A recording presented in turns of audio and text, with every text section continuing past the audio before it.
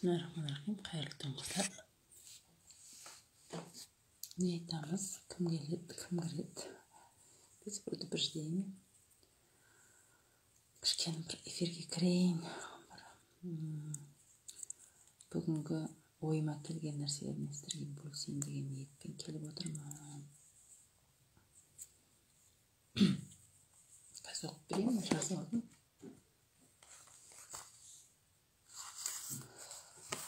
Мен бұны кімнен естідім дейсіз ғой? Вообще бәрінен естідім. Бұрын мен ештеңе көп оқымайтынмын. Қыздар көп сұрақ қойғаннан кейін ананы тыңдаған дұрыс па, мынаны тыңдаған дұрыс па деп. Оны тыңдап көрмегеннен кейін дұрыс емес деп айта алмаймын. Тыңдама деп тағы айта алмаймын.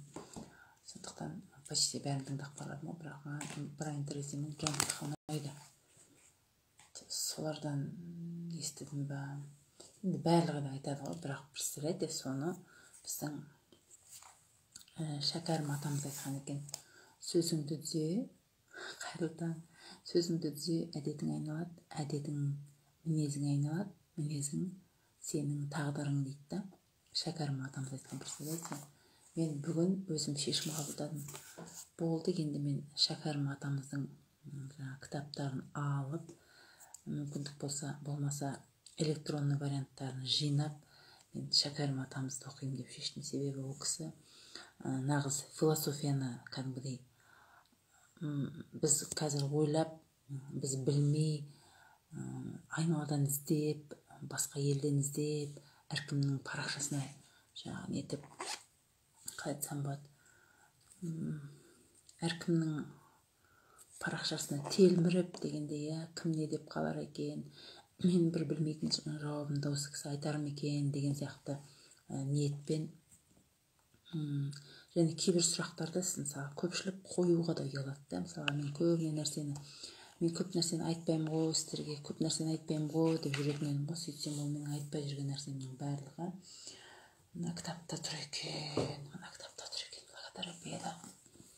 Сөйтіп мен бұны айтсам, бұл менің ішкі өзімнің рух туралы немді айтсам, бұл деген бір адам ойламайтын нәрсені ойлап, адам айтпайтын нәрсені айтып жүргендей болмайын деп мен айтпайтынмын. Енді біз негізі қазақ деген философпыз ғой, мықты философпыз деген. Біз деген философия деген, ол деген бір терең ой ғой, терең ой. Біз сондай терең ойдың иесі, сөздің сүбелі сөздің сөйлей білетін, сондай қазақ негізі сондай ғой.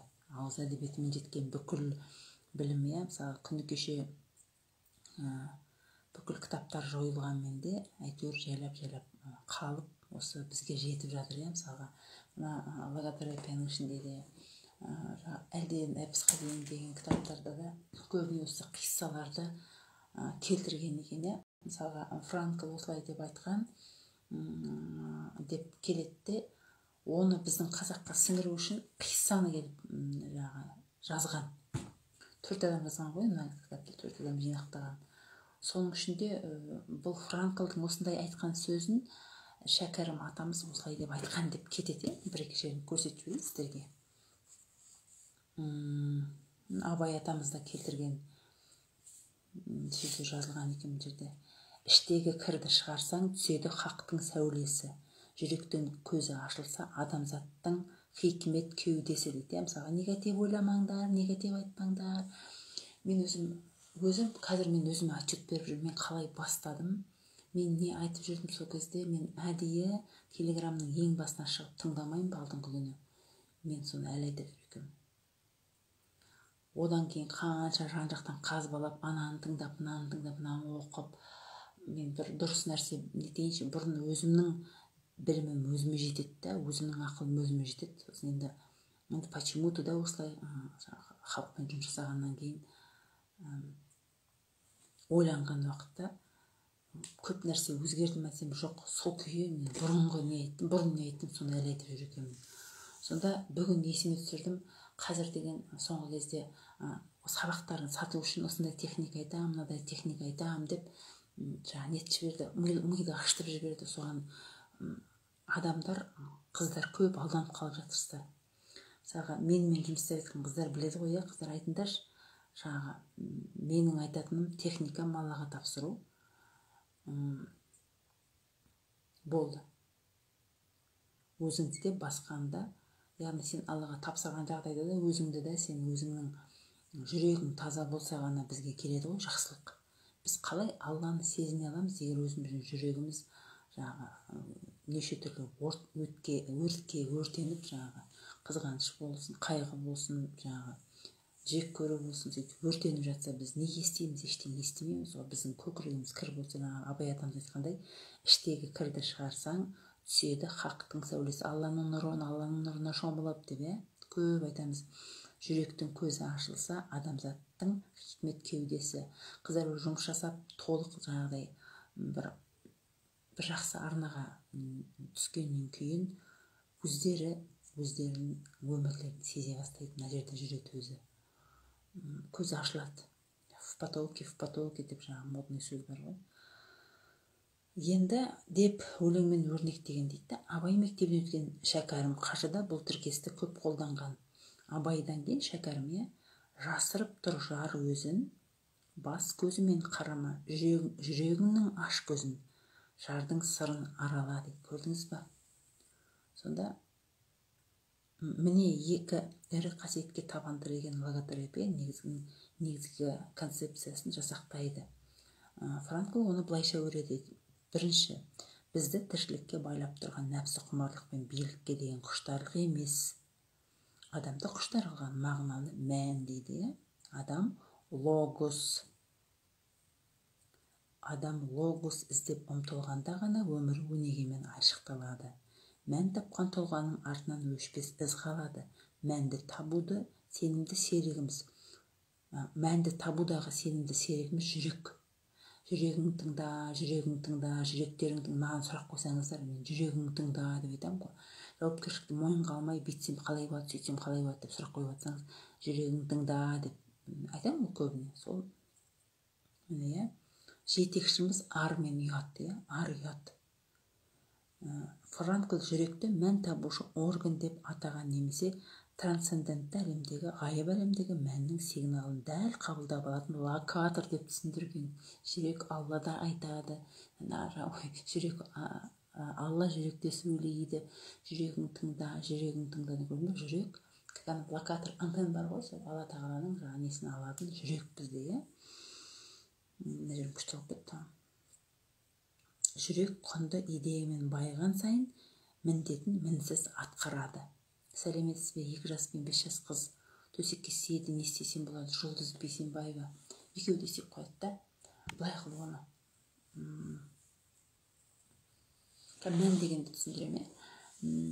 Оны былай қыл. Екеуі де 2-де 5-те де ұйықтар алдында Бақара сүресін қосып қой. Жай естілер-естілместен түнімен қосылып тұрсын Бақара сүресі, Содан кейін мен мынадай естідім да, нанның бір тіліміне тұз себетте 3 күн бересің. Жатарда үстіне тұз себілген нан бересің, 3 күн бересің. Сосын қояды деп соны естідім, Содан кейін сен бүйтіп отырда, все болды, бүгіннен бастап балдар сүймейді деп сен өзің сен сол күні қояды сүйген балдар. Содан кейін бала негізі сүйіп қояды, страх от родителей, пападан или мамадан қорыққанда сүйеді. Мысалы күйеуің айқайласып қалсаңдар, или сен балаға қатты айқайласаң, или папасы келіп айқайлап жекіп қалса, вот сондайдан сүйеді бала. Сондықтан өзіне внимание нету үшін менің ая деген сияқты сондай нәрсемен сүйеді дейді. Сондықтан айқайласпауға тырысыңдар, айқайласып қойып жатсаңдар, Алла тағаладан тіле, Алла тағалам баламның жүрегінде қалмасыншы, баланың жүрегінде қалған қорқыныш, үрейді кетіре көр деп. Қорықтық құй, қазақтың емі бар ғой, қорықтық құй қыз. Сосын айттым ғой, Бақараны қоса бер, Бақара ем негізі. Сол баланы сүйіп қоюына Бақара ем, себебі ата-ананың айқайы, скандал, қорқыныш. Содан болады. Әкеден, анадан қорқудан болады, болмаса суық дегеннен болады. Потом сеп қоя берсе, былайғы 2-де қыз ладно сие береді ғой, 2-4-ге дейін сие беру нормально, даже 7-ге дейін сию нормально деп айтады, бірақ күнде сиетін болса, жатарда көп су берме. Су берген жағдайда сен будильник қойып қой. Ұйықтағаннан 1,5-2 сағат бар ғой, сол будильник қой да 2-де тұр да, мысалы ұйықтады ма, бір сағат өт, 2 сағат тұр да, 1,5 сағат или 2 сағатта горшокке тоста, сосын сосын ұйықта. Түнде сен жатасың, таңертең тағы бала сиіп қояды, памперс киіп жүрсің бе, білмеймін енді, 5-тегі бала кішкентай ғой. Негізі Комаровский айтады, бала мектепке жеткенше сиіп қоя берсе ештеңе етпейді. Скажите спасибо, 7 жасқа дейін симейтін болса дейді, это нормально, это мидағы сигналға байланысты. Поэтому миға пайдалы дәрі бересің ба, жан жақтан нетуің керек қой, ем жасауың керек қой, сиіп қояды деп жүре бермей, симейді де өзің сен, өзің Құран оқы, өзің Ясин оқы, Ясин оқымайсаң, онда мен оқы. Фатиқа, Ықыласты оқып, өзің ем қыл, ұшықта өзің. Сондай жаса, кетеді ол. Өзің сенсең только, сосын да жағдай. Мен көп ойланып жүрмін, кешірім вебинарын өткізейін жатырық қой. Сонда мен көп ойланып жүрмін. Қалай өткізем, не айтам? Себебі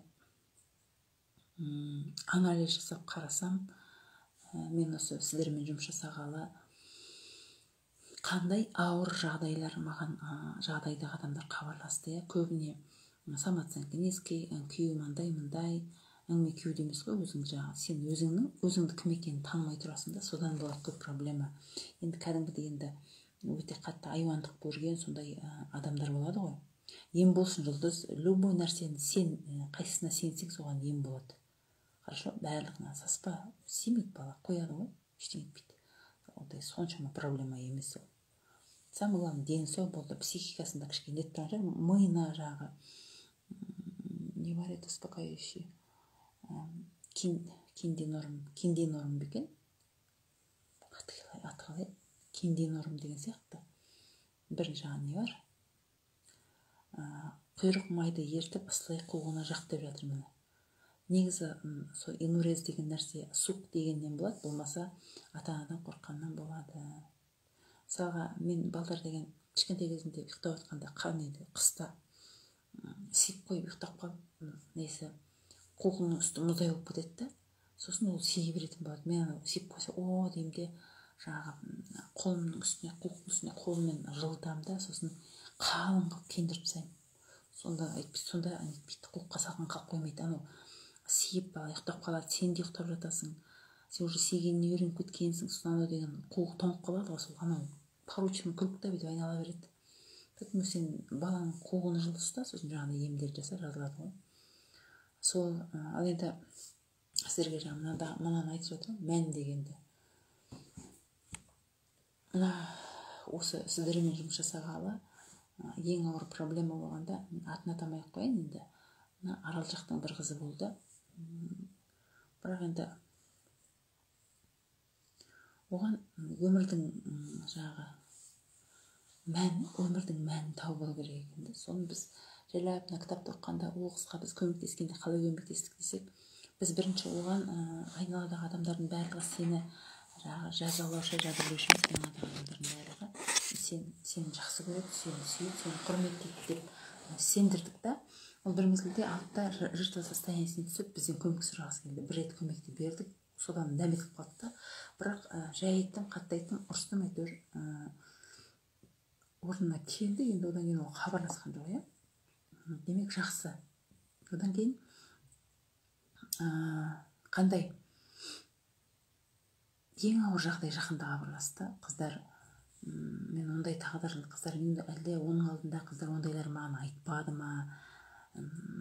Соны көп ойланып жүргенмін, не айтам деп. Содан кейін именно сол қыз үшін мен осы вебинарды өткізбек ниетте бастадым. Сонда да былай ойлап жүрмін, менде неуверенность емес, какой-то бір ой бар да, қалай қыламын, қалай көмектесемін. Я білем біраз нәрсені. Да, я сама справляюсь. Да, я людям помогаю, да, получается, да. И соны толық жақсы, бір жақсы, екеуінде жағдайлары жақсы. но осы нәрсе маған керек па деген сұрақ туындады маған. Осы жұмыс маған керек пе? Копнуть глубже дейді, глубже кіру маған керек па? Осындай ауыр жағдайларды неге олар маған хабарласып жатыр?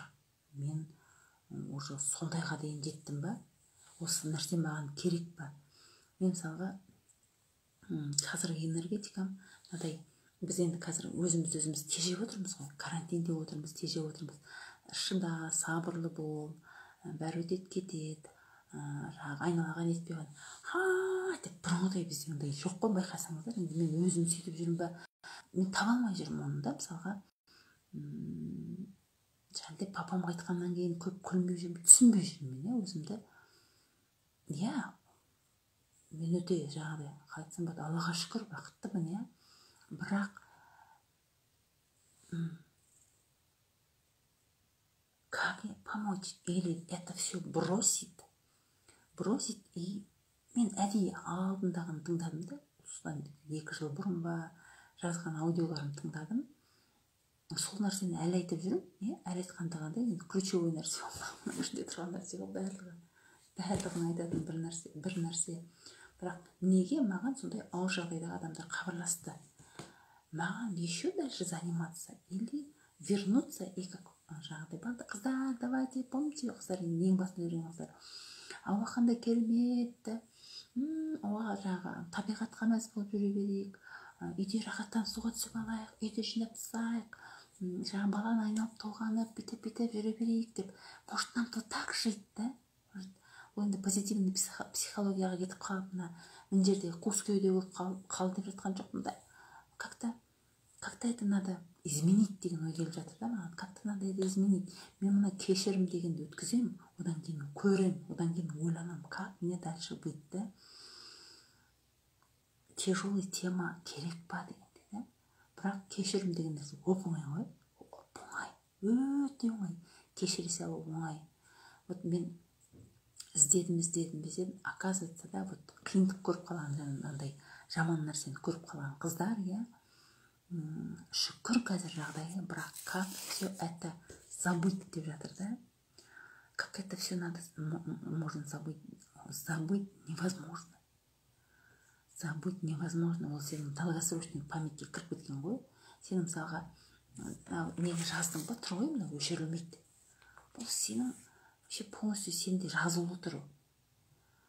Ал енді қараш, бұл өткен эфирлерде типа осындай айттым, тағы да айтып қойып отырмын. Бұл нәрсе сенің миыңа жазылып қалды, Енді сен оны қайта ойлай бергенде, езе бергенде, жаңағы мен установка, тағы бірдеңе айтып жатқан жоқпын. Бала кезінде бірдеңе көріп қалып шошып кеткеннен бүйтіп қалған, ақшаның блогы, тағы бірдеңе, жаңағы күйеудің өмірмен дұрыс болмай жүрсең, жаңағы тағы бірдеңенің блогы, ондай емес. Әумин. Гүлмира, сәлем, қалайсың? Бүгін сені ойлап едім. Ондай емес. Прямо шынымен зорлық көрген, кәдімгідей зорлағанда, сондай нәрсені қалай ұмытамын дейді. Қалай ұмытамын? Ұмытпайсың сен оны. Это надо принять. Соны сен ұмытпайтынын түсінуің керек та, бірінші қаша берсең, ол үлкейе береді.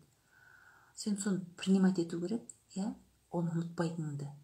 Олар сен ұмытпайсың. Принимать етем, все, да, ұмытпаймын, қашпаймын, Енді ары қарай не істеймін? Ары қарай өмірдің мәнін іздейміз, қыздар. Өмірдің мәнін іздейміз. Ары қарай өмірдің мәнін іздейміз. Енді мына ең ауыр жағдайдағы хабарласқан 2 қыз, у них есть чем заниматься. Шүкір, екеуі де шүкір. Сен ол жас состояниеден, ол уақыттан өтіп кетті, тірі, им помогли, да, им помогли. Теперь қазіргі Алланың беріп тұрғанын шүкіршілік етіп алға қарай ұмтыламыз да, әлде Алланың беріп тұрғанын ұмытып артқа қарай береміз ба? Қайтеміз.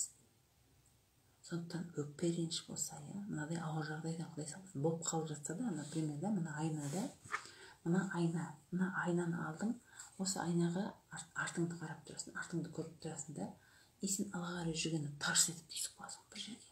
Алға жүре алмайсың ғой сен. Понимаете? Сондықтан артта қалған нәрсе артта қалды.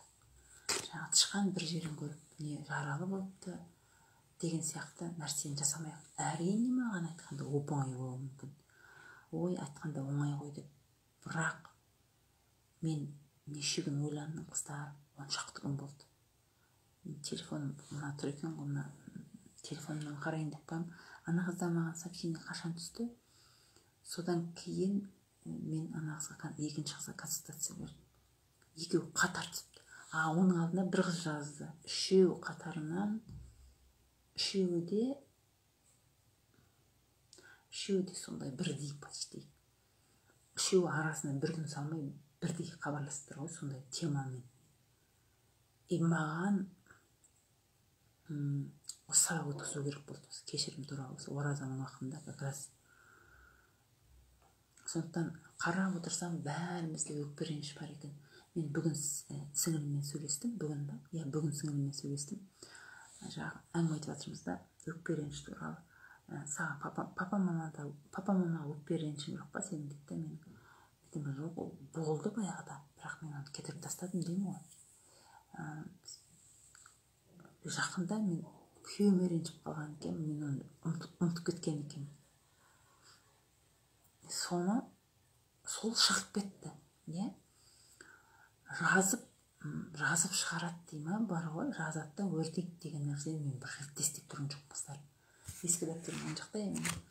Мен бір нәрсені жүрегімдеген ауырып кетпеді жүрегімде. Мен соны дәптерге жаздым, бірақ мен өртеген жоқпын. Ертең оны сабақта оқып берем, сол күйі тұр.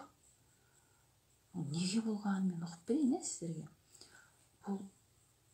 Мен оны в такой степени бүкіл денемдеген нетіп кетті, суық болып кетті да, мен оны шығара алмадым. Я не могла прямо. Біреуге айтайын десем болмайды. Мен алдымда қағазға түсірдім. Облегчение болды ғой. Облегчение болды. Значит, жазып өртеу деген, бірақ енді былай қарасаң кейбір қыздар айтады да, жазып өртеп едім, шықпай жатыр, мен деген қанша рет жазып өртедім, кетпей жатыр. Сізбен сөйлескеннен кейін кетті деп жатады да қыздар. Енді ол жазып өртегеннің несі пайдасы шығар. Ол бір ана болады ғой, түртіп жұқарып, сосын тесіп шыққан шығар сол күні. Сондықтан қандай нәрсені де жоққа шығармау керек. Бізде қазір мындай эфир көп, құнсызданып кетті. Информация құнсызданып кетті. Мен өткенде бір кітапты көрсеттім сіздерге. Сонда йога туралы айтқанда сол кітапты көрсеттім да, бір сөз оқып бердім. Сол кітапты мен 2001 жылы алдым ғой. Сол алдыңғы нелерін бір оқып шықтым да. Соны оқығаннан кейін мен оны 1-2 күн қорытатынмын. Жаңадан міне 100 хадис дегенді алдым да, оқыдым да, сториске суретке түсіріп салып жібердім.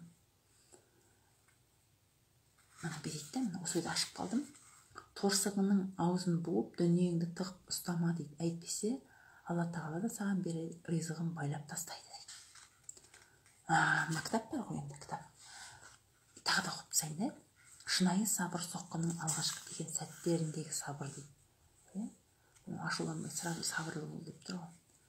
Ал тағы намаз. Намаз ақиқатқа барар жолды шоққа бөлейтін нұр. Садақа иманның шынайылығын көрсететін айқын дәлел. Сабырлық болса, адамның өмірлік жолын жарқын ететін шуақ. Құран оған бойынсұнбауға байланысты саған жақ немесе саған қарсы бұлтартпас айғақ дейді. Кімде-кім харамнан тыйылып, артын таза ұстауға тырысса, Алла оны арлы қылады. Ал кімде-кім қолда барға қанағат қылып ешкімнен тіленбесе, Алла оны көңілі тоқ қанағатшыл етеді. Сондай-ақ кімде-кім мені оқып жатырмын, көрдіңіз бе? Енді қараңыз. Мен оқып жатырмын. Неше ой кетіп қалды. Мен осы харам туралы ойлайын ба, әлде намаз туралы ойлайын ба, әлде жаңағы торсығының аузын байлап болып дүниеңді тығып ұстама дейді. Шынайы сабыр соққының қайсысын ойлайын мен? Қайсысын ойлайын? Осындай күйде жүрсіздер барлығыңыз. Әркімнің сабағын қарап аласыз да, анадан қалып қоймаймын, информацияны басқа үйіп, мен көп айтамын ғой, басқа нені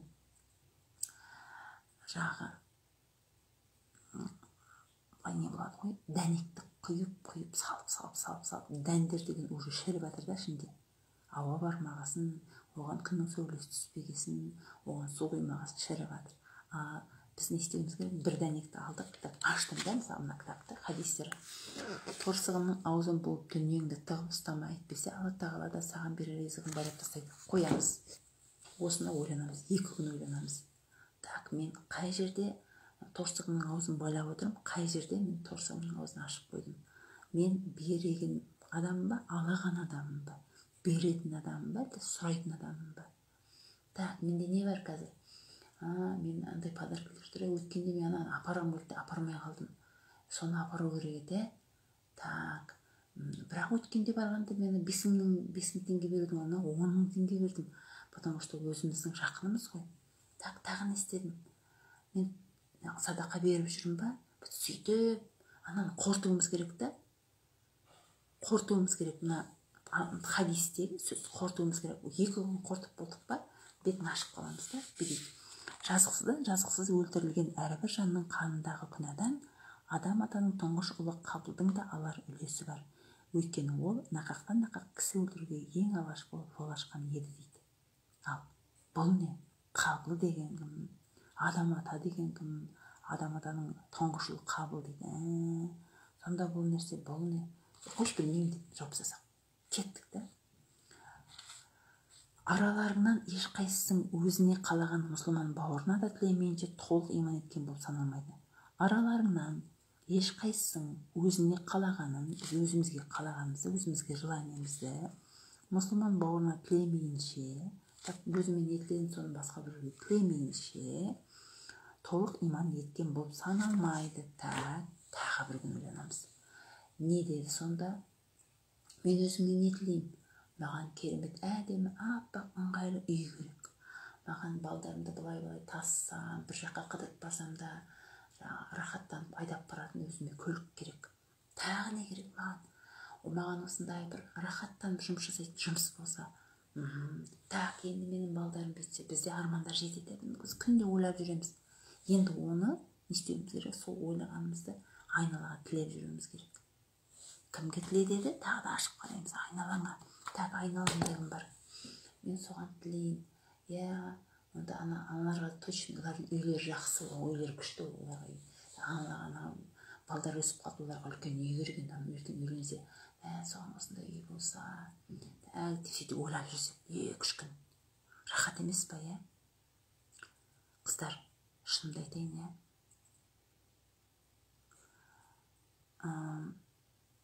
мен сондаймын десем қазір, білмеймін де, артық болып кететін шығар енді. Бірақ сондаймын, баяғыда кім ең басынан жүрсе, естеріңізде болса, Рая апай екеуміз группаны жүргізген уақытта Рая апай айтатын еді ғой. Не болсаң соны сұрап, миларыңды қатыра бермеңдер. Кешегі сұрағандарыңды миларыңа тоқыңдар, тастаңдар. Мына WhatsApp-қа әңгімені қашанға жаза бересің деді. Соны жазғанша бар, ананы істе, мынаны істе. Жаңағы не дейді? Қиып тастаңдар, бәрін жауып тастап, шаруаңды жасаңдар деп жатады ғой. 60-қа келген адам ғой. 60-қа келген адам. Көрдіңіз ба? Ал ол группадан қалай шығып кетті білесіңдер ме? Телефонға көп отырып қоясың деп күйеуіме ұнамай жатыр деп шығып кетті. Білесіңдер ме? Не істеді сонда ол? Үйдің берекеті үшін шығып кетті. Көрдіңіз ба? Мен де жауап тастадым ғой потом. Почему? Потому что уже 6 группа, мен оған үлгермеймін ғой. Менің өзім бала шағам бар. Потом телеграмнан аштық та. Телеграмда қазір жауап тастайын десем, қыздар деген жабам десем, маған осы телеграмда отырып осындай ой сөйтіп, мен алғаш жауап кетеді да, сосын тұр ол группа. Ол группа солаймен тұр. Бір-біріне сұрақтарын қояды, бір-бірін кәдімгі қал сұрасып, кәдімгі енді бір үйдің қыздары сияқты бір группада отыр, Енді бүгіндікке ойлағаным маған есімде. Қыздар қараңдар, енді қараңдар, мен бір жолға, бір жүйеге айналдыру керек қой осының барлығын. Түсінгенім де, осы уақытқа дейін түсінгенім, полный неден өттік қой, полный. Басында айттыңыздар, ақша туралы айтайық дедік, ақша туралы айтайық дедік. Жоқ, ақша туралы әлі ерте, бірінші біз өзіміз тазалап алайық дейді, жаңа. Қай жерден оқыдым жаңа. Мына жерден оқыған екен, жаңа оқып бердім ғой. Абай атамыздың, Шәкәрім атамыздың да Құран құлқында айтқанын айтып бердім ғой. Жүрек тазармай бізге хақтың сәулесі түспейді. Хақтың сәулесі түспей, Алланың нұры бізге жаумай, бізге ештеңе жоқ. Берекет, байлық, денсаулық, жаңағы бақыт, тағы не керек бізге? Соның барлығы тек Алланың нұры түскеннен кейін түседі. Сондықтан біз егерде қазір жүрегіміз тыныш болмаса, әркімнің марафонына қатысып, информацияны миға құя берсек, не боламыз? Не боламыз сонда? Неге мұндай нәрсені соңғы кезде көп айтып кеттім дейінші, неге көп айтып кеттім? Мынадай қыздар көбейіп кетті да, өзі ойланбайды ештеңеге. Мынадай бір оқып алып, бір строкаға 3 күн ойланым жоқ. Мен нетіп едім, сөйтпей жатырмын. Мен Аллаға шүкір, менің группамда жоқ ондай, мен өткенде Айнұр Тұрсынбаеваның сабағына қатыстым ғой. Сонда мен сөйттім, бірақ мен жаңа неттім. Мен сосын Гүлшат Баубекті жақсы көремін. Гүлшат Баубектің бүгін бе эфир болды, қарап қалып едім. Айтып қойыпты. Мен деген сіздің күнделігіңізді сатып алдым, былтыр әлі жазған жоқпын, тұр дейді. Оны неге жазып отырсың да? Сонда ол Гүлшат Баубектің неге тұр? Оны сен толтыруың керек. Оның бірінші бетін ашасың да, бірінші бетіне А деп жазасың, екінші бетіне Б деп жазасың деп айту керек үшін айттым. Неге айтты? Неге айтты ондайды? Сондықтан кез келген нәрсені қайырлы түн бізге енді 1-2 сағаттан таң атады ғой. Бізге мен сабақ уақытымды қарап жіберейін. Қазір ауызбектемін ғой. 18. Кішкене бір 5 минут отырам. Қыздар, білмеймін енді. Күшті техника айтам, қыздар бүйтейік, сөйтейік деп, мен сіздерді алдап, бір сабақ өткізіп көрген жоқпын ғой. Сұраныс бойынша өткіземіз да. Енді ойлап қарасам, бүйтіп, соңғы кезде көп анализдеріп етіп жүрмін. Сонда мен алдыңғы эфирде оқып бердім ғой, кешірім туралы менің жазғанымды, ең басында сол ғой, әлі сол. Мен жаңа осы эфирдің алдында ойландым. Мен сол вақытта қатты кітап жазғым келді. Қыздар адасып, әркімді тыңдап, жынды болып жүрмей, осы кітапты оқып, сосын ары қарай өмір сүре берсін деп ойладым да. Сосын ойладым, жоқ Марагүл, мен бірінші оны практикадан өткізіп алуым керек дедім. И что, практикадан өттік қой. Мен жеке консультация беремін, сол үшін беремін, что безучить. Мен қиын болса да, кері байланыспен жұмыс істеймін. Не үшін? Сол үшін. Мен көп айтамын, қыздардың ренжімеңдер, сіздер зерттеп жүрмін деп. Енді қазір қарасақ, бірінші міндетті түрде ата-анамен байланысты реттейміз қыздар. Ата-анамен байланысты ертең кешірімде айтамын соның барлығын. Ата-анамен, текті қызда өтетін темалар ғой. Ата-анамен, 3 жұрт қой, өз жұртымыз. Өз жұрт деген өзі тұрып жатқан жеріміз, күйеуге шыққан жеріміз. Төркініміз, сосын нағашы жұртымыз, сол 3 жұртпен жақсы абсолютно любовь болу керек солармен, текті қыз, одан кейін мақсат қоюымыз керек. Біз ерте тұру үшін мақсат қоюымыз керек. Ерте тұру туралы айтыңызшы деген әңгіме тыйылып қалды, Мақсатың болмасаң ерте тұра алмайсың. Ерте тұру туралы дегенде мақсат. Ерте тұру туралы сабақ өткіземін, режим дня деп сабақ өткіземін дегенде мен сол күні аян алдым. Мақсат жоқ, қайдан ерте тұрады деп, мақсат қою. Мақсат қою үшін, біз мақсатты қою үшін біз Аллаға шүкіршілік айтуымыз керек. Шүкіршілік айтып, садақа беріп барып мақсат қоюымыз керек. И то мақсатты қойып отырмаймыз, действуем, жазамыз, жаздық па сол бой соның ізімен жүреміз, отырмаймыз ешқандай. Ешкім келіп бермейді случайно. Ну, есть сыйлыққа бірдеңеге келіп қалады случайно. Ну, енді сондай чудесным образом сені жаңағыдай бәрі бүйтіп нетпейді. Ол өзің қозғалуың керек. Сен өзің лайықты болмасаң, Алла тағала саған бермейді ғой. Әумин, Айгүл. Ораза қыздар қабыл болсын. Одан кейін не істедік?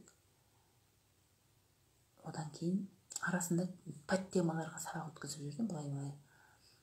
Неге күйеумен отношенияны көп айтпаймын да, неге себебі біз өзіміз жақсы отношения жасамай, күйеуге отношения жасай алмаймыз.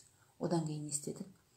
21 күндік не үшін шықты білесіздер ме? 21 күндік прям обсессивно күнде дың негатив миын пылить етіп жатқан қыздар бар ғой, который бала кезінде жаман қиындық көрген, бала кезінде қатты не көрген, ауыртпалық көрген қыздар уже такой степени көзіне көріп жатталып қалған сондай.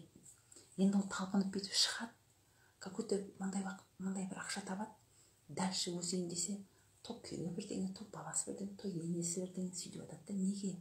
Бала кездегі не ғой, шаблон ғой, соны көре береді. Негатив ой, аузынан дұрыс сөз шықпай қояды, өзінің мінезін ұстай алмай қалады. 21 күндік салып жібердім мысалы, 21 күндікке. 21 күндікте кім екеніңді білесің. Кім екеніңді білгеннен кейін сен шалям-балям болмайсың. Мысалға да, сестренкам айтып жатырмын, представь, қазір сен көп адам ғой, соны мына Абылайханның ұрпағысың, представляешь, қалай боласың? Все уже, ну, ты что, Абылайханның ұрпағы деген вообще прямо отыру керек. Не істеп тұрмын, еңкейіп деп та. Мен вообще бүйтіп қойып жүрген берген ғой. Бүйтіп отырып, иә. Сөйтсең, енеңді тік ұстайсың ғой. Қазір сен оқимайныр. Кім екеніңді білгеннен кейін сен уже мына бланкқа түспейсің. Бланкқа түспейсің, иә. 21 күндік па? 21 күндіктен кейін радикальный прощение, не знаю, білмеймін. Сен кешірмесең біттің. Оны деп айтуға болмайды, жестко айту керек болып тұр да. Сол кейін бұйырса 10-на өткіземіз, одан кейін көреміз. Мен сонда түсінгенім, мен 21 күндікті если мен кітап қылып жазсам, оның ішіне ананы бөліп включать етем ба, не істеймін? Анда вообще қалың кітап оқып кетеді, қалың кітапты адам оқи ма? В общем, қыздар сондай ойда жүрмін. Кеше мына неден қайсысы, өркениет адамнан оқып отырсам, перфекционист туралы айтады. Вообще мен перфекционист екенмін, оказывается. Енді здоровый перфекционизм бар, не здоровый бар. Сол кеше өзімнің немді көріп қалдым да. Өзімді тауып алдым кәдімгідей. Қай жерінде екен.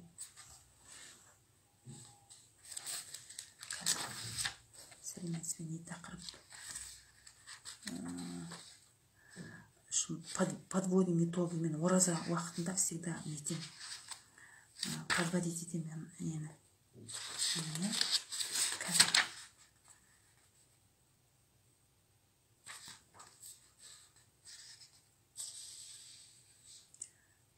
Кітап жазайын десем, білмеймін, әлі оқуым керек деп жүріп алады дейді да, мә сөйлеуді көргенде. Сол сарт ете қалды жаңа. Соны ойладым сөйтіп айтты. И бұл 2 жыл бұрын жазған нәрсем, енді әлі айтып жүргенім сол, все надо писать деп. 10-на 11 вебинар болады, оның жағында бір апталық 21 күндік реабилитация жасаймыз, потому что іштегілер қозғалып кетеді. Соны реттеуіміз керек. Ал қыздар қатысыңыздар, я вам советую. Бомбический сабақ болады деймін ба. Аллаға шүкір, арман мақсаттарым көбі орындалып кетті. Я, конечно, орындалады. Потому что біз әр ойдың жетегінде бланкта жүрмейміз да, біз уже жүк қойып тастаймыз да, соның ізімен алға басамыз ғой, мақсатымыз болғаннан кейін. Инста ашып отырсам, студент кездегі отбасында көрдім, кезінде менің киімді киіп сөйтіп жүрген, Астанада креслода отырып жылағым келді. Мен әлі күнге времянкада отырып қатты көңіл түсіп кетті.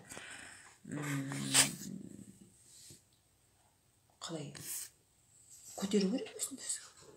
Сен неге өзіңді біреумен салыстырасың? Салыстырма, вообще ешкімді біреумен өздеріңмен салыстырмаңдар. Неге мен сұрақ қойыңдар? Мысалға мен бедеген естідім да, 30 жасқа, 35 жасқа келіп сен автобуспен келе жатсаң, онда сен ты никто дейді. Бірақ сен мақсатың басқа шығар.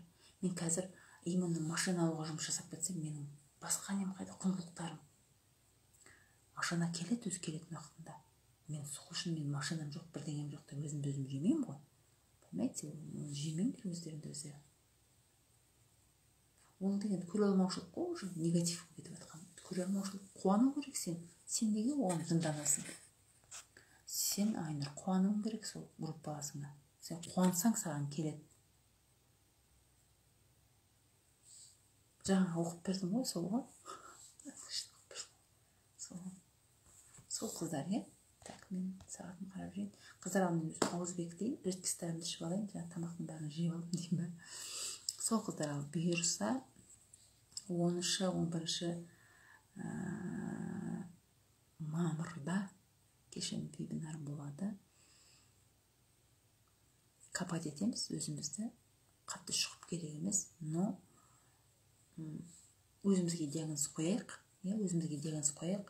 Мына артқа, мына айнаға бетіп қарап, артқа қарап, басымыз түйістіріп, қайта-қайта бір жерге жарда бетіп тұрмай, алға қарай жүрейік. Сондай жұмыс жасайық.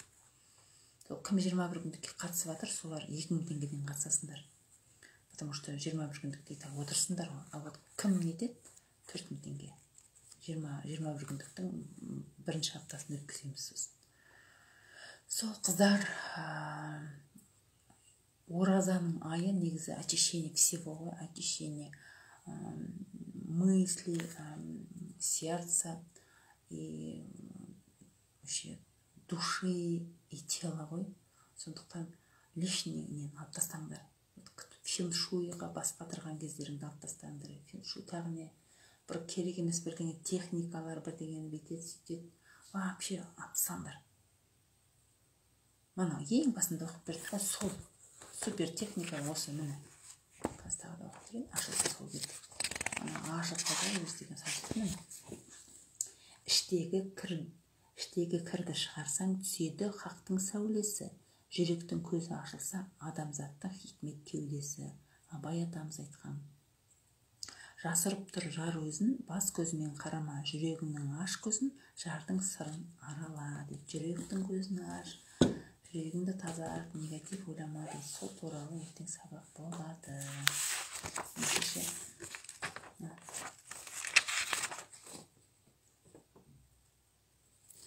Өкпе реніштің уақытында айнаға қараған өте полезно.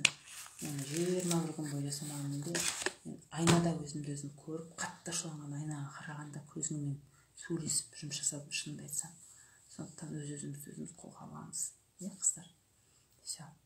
Позитив өмірді бастайық. Все. Несмотря ни на что, рахаттан өмір сүреміз. Ойнаймыз, күлеміз, жүгіреміз. Хорошо, қыздар. Бірақ позитив бірінші жерде болу керек. Хорошо, пока қыздар. Оразаларың қабыл болсын. Тілеген дұғаларыңыз бәрі қабыл болсын. Прямо жазыңыздар дәптерге. Арман мақсаттарыңыз болып болса жазыңыздар. Бәрі орындалады, қыздар. Жазу керек. Для чего? Чтобы подсознание, чтобы там глаза видели и понял. Мы түсіну керек та. Хорошо, мы түсінгеннен кейін ол жолын арқылы деп сөйтті. Мына жерге қарай барады. Вырабатываться етеді потом дальше.